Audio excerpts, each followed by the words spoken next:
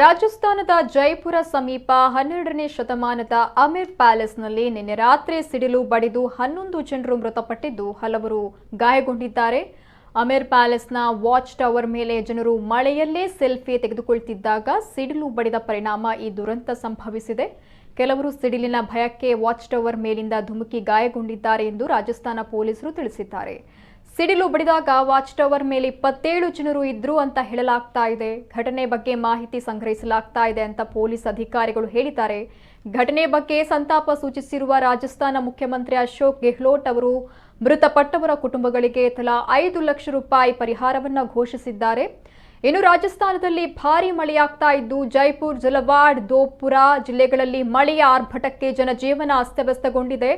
ಜೊತೆಗೆ ಈ 3 ಜಿಲ್ಲೆಗಳಲ್ಲಿ ಸಿಡಿಲು ಬಡಿದು 3 ಮಕ್ಕಳು ಸೇರಿದಂತೆ 9 ಜನರು ಮೃತಪಟ್ಟಿದ್ದಾರೆ. ಅಧಿಕಾರಿಗಳ ಪ್ರಕಾರ ಕೋಟಾ, ಬರನ್, ಜಿಲಾವರ್ ಮತ್ತು ಧೋಲ್ಪುರ್ ಜಿಲ್ಲೆಗಳಲ್ಲಿ ಸಂಭವಿಸಿದ ಪ್ರತ್ಯೇಕ ಸಿಡಿಲಿನ ಘಟನೆಗಳಲ್ಲಿ 20ಕ್ಕೂ ಹೆಚ್ಚು ಜನರು ಗಾಯಗೊಂಡಿದ್ದಾರೆ ಅಂತ ಅಧಿಕಾರಿಗಳು ಮಾಹಿತಿಯನ್ನ ನೀಡಿದ್ದಾರೆ. ಇನ್ನು ಕರ್ನಾಟಕದ ಬಾಲ್ಕಿಯಲ್ಲೂ ಸಿಡಿಲಾಘಾತವಾಗಿದೆ.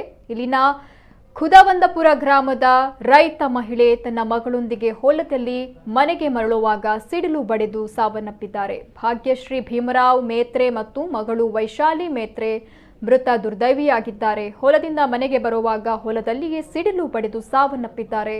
ಈ ಕುರಿತು ಮೆಹಕರ ಪೊಲೀಸ್ ಠಾಣೆಯಲ್ಲಿ ಪ್ರಕರಣ ದಾಖಲಾಗಿದೆ.